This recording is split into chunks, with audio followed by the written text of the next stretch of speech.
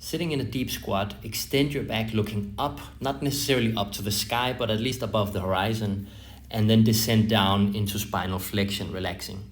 This is the basic movement of the squatted back extension. Sitting in a normal squat can limit the movement for some, and you might fall to the back. So let's just look at elevating the heel. You can use a wedge to get a lot more space in the movement. This allows your knees to travel forward, and you'll experience you're able to extend your back more on the top, getting a clear sense of contraction in the middle to upper back on the top of the movement.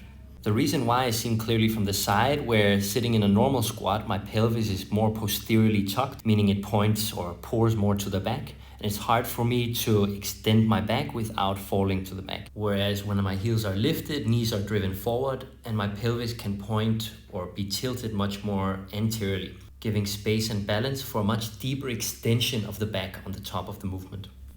And by the way, you don't need a wedge for this. You can elevate your heels using anything like a book or a piece of wood, anything sturdy that can elevate your heels.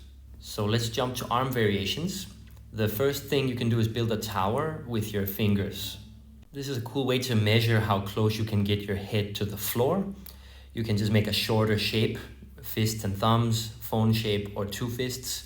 Keep your hips low doing this. It's very tempting to lift your hips to get your head down to that tower. So don't do that. Just be humble and allow, look how I'm diving. Just allow that your hips stay where they are, and then make a tower where you have to pull your abs to get down there. Another option you might like with the hands is to interlace behind your head and really open your elbows wide on the top. This can give a nice sensation of extending your upper back more, and just let the elbows drop towards the floor on the down part of the movement. So that wraps it up for this exercise. Just filming this, my middle to upper back was completely destroyed. And I do hope you also find a good burn when you perform it.